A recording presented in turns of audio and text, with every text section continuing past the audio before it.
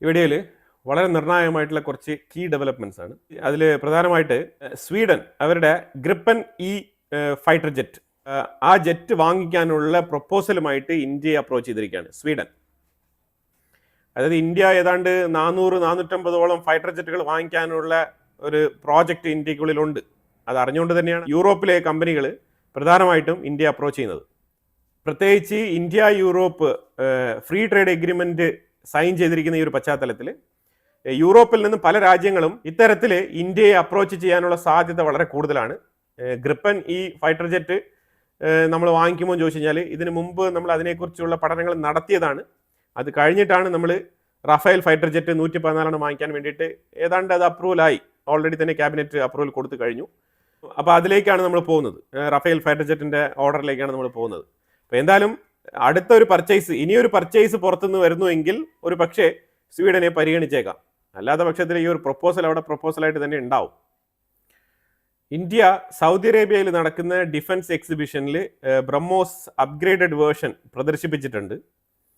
അവിടെ പാകിസ്ഥാൻ്റെ കുറേ മിസൈലുകളൊക്കെ കൊണ്ട് വെച്ചിട്ടുണ്ട്. സൗദി അറേബ്യയിൽ മൽഹാം എന്ന് പറഞ്ഞ ഒരു എക്സിബിഷൻ കൺവെൻഷൻ സെൻറ്ററിലാണ് ഇത് നടക്കുന്നത്. അവിടെ ബ്രഹ്മോസ് പവിലിയൻ എന്ന് പറഞ്ഞ് തന്നെയാണ് ഇന്ത്യയുടെ പവിലിയന് പേര് കൊടുത്തിരിക്കുന്നത്. സൗദി അറേബ്യയിൽ നടക്കുന്ന വേൾഡ് ഡിഫൻസ് ഷോ ആണ് 2026. അതിലാണ് നമ്മളുടെ ബ്രഹ്മോസിൻ്റെ അപ്ഗ്രേഡഡ് വേർഷൻ നമ്മൾ പ്രദർശിപ്പിച്ചിരിക്കുന്നത്. സേഷൽസിൻ്റെ പ്രസിഡന്റ് പാട്രിക് ഹെർമീനി ന്യൂഡൽഹിയിൽ എത്തിയിട്ടുണ്ടായിരുന്നു. തീർച്ചയായിട്ടും ഇന്ത്യ വാം വെൽക്കം ഒക്കെ കൊടുത്ത് നമ്മൾ ചെയ്യേണ്ട കാര്യങ്ങളൊക്കെ ചെയ്തിട്ടുണ്ട്. സേഷൽസിൻ്റെ പ്രസിഡന്റ് ഇന്ത്യൻ പ്രധാനമന്ത്രിയെ അങ്ങോട്ട് ക്ഷണിച്ചിരിക്കുകയാണ്. അവരുടെ 50ാമത്തെ ഇൻഡിപെൻഡൻസ് ഡേ ആനിവേഴ്സറിയുമായിട്ട് ബന്ധപ്പെട്ട് പ്രൈം മിനിസ്റ്റർ മോദിയെ ഗസ്റ്റ് ഓഫ് ഹോണർ എന്നുള്ള ആ ഒരു കാറ്റഗറിയിലാണ് ക്ഷണിച്ചിരിക്കുന്നത്. ഗ്രീക്ക് ഡിഫൻസ് മിനിസ്റ്ററും നമ്മുടെ ഇന്ത്യൻ ഡിഫൻസ് മിനിസ്റ്റർ രാജ്നാഥ് സിംഗും തമ്മിൽ കൂടിക്കാഴ്ച നടത്തിയിട്ടുണ്ടായിരുന്നു. ഗ്രീക്കുമായിട്ടുള്ള ഡിഫൻസ് എഗ്രിമെൻറ്റ് അടുത്ത തലത്തിലേക്ക് നമ്മൾ കൊണ്ടുപോവുകയാണ്. പ്രധാനമായിട്ട് ഗ്രീക്ക്, സൈപ്രസ്, അതുപോലെ അർമേനിയ, ഇതെല്ലാം തന്നെ തുർക്കിക്കെതിരെയുള്ള രാജ്യങ്ങളാണ്. ഈ രാജ്യങ്ങളുമായിട്ടൊക്കെ ഇന്ത്യ ഇപ്പോൾ ഈ ഇടപെട്ട കാലത്ത് നയതന്ത്ര ബന്ധം വളരെ ശക്തമായ രീതിയിലാണ് മുന്നോട്ട് കൊണ്ടുപോകുന്നത്. അതിന് പ്രധാനപ്പെട്ട കാരണം തുർക്കിയാണ്.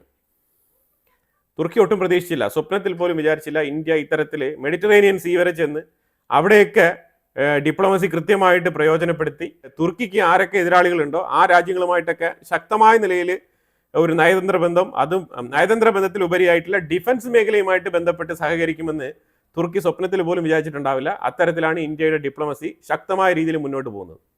മലേഷ്യൻ പര്യടനം പൂർത്തിയാക്കി ഇന്ത്യയിലേക്ക് മടങ്ങിയ പ്രധാനമന്ത്രി മലേഷ്യൻ പ്രൈം മിനിസ്റ്റർ അൻവർ ഇബ്രാഹിമിനെ ബ്രിക്സ് 2026 സബ്മിറ്റിലേക്ക് ഒഫീഷ്യലി ക്ഷണിച്ചിട്ടുണ്ട്.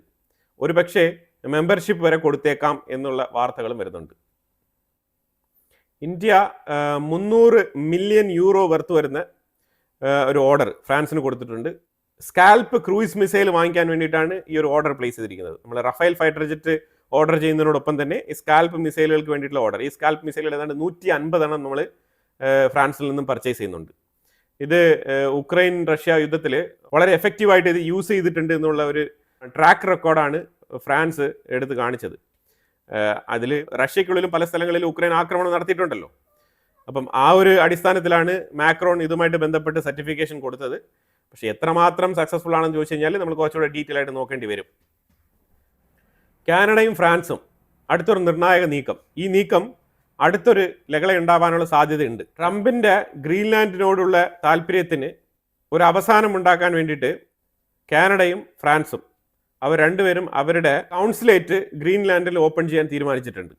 ഇനി ട്രംപ് ഇനിയിപ്പോൾ ഇതുമായിട്ട് ബന്ധപ്പെട്ട് തുള്ളിച്ചാടിക്കൊണ്ട് വരും. ഇനിയിപ്പോൾ അതൊക്കെ അടുത്ത നെക്സ്റ്റ് വീക്കിൽ ചർച്ചയാവാൻ പോകുന്ന വിഷയങ്ങളാണ്. നോർവേയിൽ ഓസ്ലോ അക്കോർഡുമായിട്ട് ബന്ധപ്പെട്ട് പ്രവർത്തിച്ചിരുന്ന നോർവീജിയൻ ഡിപ്ലോമാറ്റ്സ്, അതായത് ഒരാൾ പ്രവർത്തിച്ചിരുന്നത് ജോർദാനിലും മറ്റൊരാൾ പ്രവർത്തിച്ചിരുന്നത് ഇറാഖിലുമായിരുന്നു.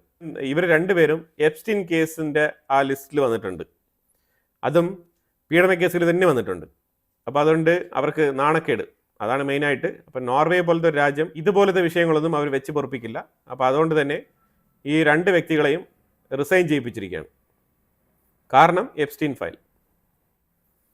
പക്ഷേ ട്രംപിന് കുലുക്കമൊന്നുമില്ല. ട്രംപ് അതിനെയൊക്കെ തള്ളിക്കളഞ്ഞിട്ട് പ്രസിഡൻ്റായിട്ട് തുടരുകയാണ്. അപ്പോൾ അതിനുള്ള തീരുമാനങ്ങൾ എടുക്കേണ്ടത് അമേരിക്കക്കാരാണ്.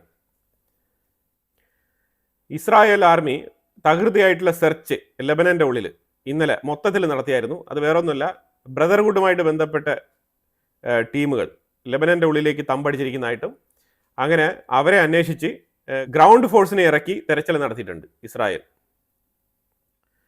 അതുപോലെ തന്നെ നമ്മളുടെ കമേഴ്ഷ്യൽ മിനിസ്റ്റർ പീയൂഷ് ഗോയൽ ഈ റഷ്യൻ എണ്ണ വാങ്ങുമോ, റഷ്യൻ എണ്ണയുമായിട്ട് ബന്ധപ്പെട്ട് എന്തെങ്കിലുമൊക്കെ അറിയിപ്പുകൾ ഇന്ത്യൻ ഗവൺമെൻറ് കൊടുക്കുമോ എന്ന് ചോദിച്ചു കഴിഞ്ഞാൽ അതിന് ക്ലിയർ ആയിട്ടുള്ള ഉത്തരം കൊടുത്തിട്ടുണ്ട്. ഉത്തരം വേറെ ഒന്നുമില്ല, റഷ്യൻ എണ്ണയ്ക്ക് ഇന്ത്യക്കുള്ളിൽ ഒരു രീതിയിലുള്ള വിലക്കുമില്ല. പിന്നെ എണ്ണ വാങ്ങിക്കുന്നത് ഗവൺമെൻറ് അല്ല, എണ്ണ വാങ്ങിക്കുന്നത് കമ്പനികളാണ്. ഇന്ത്യയിലുള്ള എണ്ണ കമ്പനികൾക്ക് ഒരു തരത്തിലും റഷ്യൻ എണ്ണ വാങ്ങിക്കരുത് എന്നുള്ള ഉത്തരവ് കൊടുത്തിട്ടുമില്ല. ബട്ട് കമ്പനികൾക്ക് തീരുമാനിക്കാം അവർക്ക് അഫോർഡബിൾ ആയിട്ടുള്ള പ്രൈസിൽ എവിടെ നിന്ന് എണ്ണ കിട്ടുന്നു അവിടെ നിന്ന് പർച്ചേസ് ചെയ്യാൻ അവർക്ക് പൂർണ്ണ സ്വാതന്ത്ര്യമുണ്ട് എന്നുള്ള സ്റ്റേറ്റ്മെന്റ് ആണ് നമ്മളുടെ കേന്ദ്രമന്ത്രി പീയൂഷ് ഗോयल പറഞ്ഞിരിക്കുന്നത്. क्या होगा और सरकार का क्या अनुमान है कि रूस से हटकर अगर हम अमेरिका से ऑयल इंपोर्ट करेंगे तो खर्चा कितना होगा? और दूसरी बात सोयाबीन ऑयल की जहां तक बात है, हमने पिछले साल एडिबल ऑयल ईयर में 3.7% of our total crude soybean oil needs we had imported from US. Do you see this going up, and by how much when import duties are reduced to zero? Now they're 27.5%. As regards the composition of the imports, it is up to the importers and up to the suppliers of the United States to give them an offer that they cannot refuse, and material comes into India. उसमें सरकार तो कुछ खरीदती नहीं है, बेचती नहीं है, वो प्राइवेट ट्रांजैक्शन है. रही बात ऑयल की, उसका मैं आपको कई बार बोल चुका हूं, आप जितनी बार और पूछोगे मेरा जवाब वही होगा कि वो ഇതിൽ കൂടുതൽ ഒരു ക്ലാരിറ്റി റഷ്യൻ എണ്ണയുമായിട്ട് ബന്ധപ്പെട്ട വിഷയത്തിൽ കൊടുക്കാനില്ല. പീയൂഷ് ഗോയൽ ആ വിഷയം വളരെ വ്യക്തമായിട്ട് പറഞ്ഞു കഴിഞ്ഞിരിക്കുന്നു.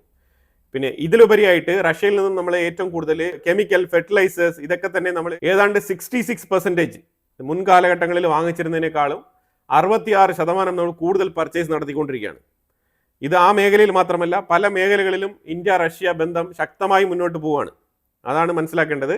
പിന്നെ തീർച്ചയായിട്ടും ജോയിന്റ് സ്റ്റേറ്റ്മെന്റിൽ വൈറ്റ് ഹൗസ് എന്താണോ പറഞ്ഞു വെച്ചത് അത് വൈറ്റ് ഹൗസുമായിട്ട് ബന്ധപ്പെട്ട വിഷയങ്ങളാണ്. ആ സ്റ്റേറ്റ്മെന്റിൽ ഇന്ത്യക്ക് യാതൊരു ലയബിലിറ്റിയും ഇല്ല എന്നാണ് പറഞ്ഞിരിക്കുന്നത്.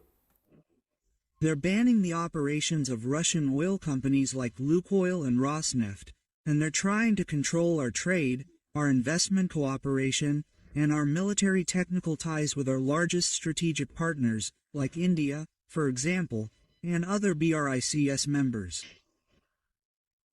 അപ്പോൾ എന്തായാലും വളരെ നിർണായകമായിട്ടുള്ള വിഷയങ്ങളാണ് നമ്മൾ വീഡിയോയിൽ പങ്കുവച്ചത്. ഇതിനെക്കുറിച്ചുള്ള അഭിപ്രായങ്ങൾ കമന്റ് ബോക്സിൽ രേഖപ്പെടുത്തുക.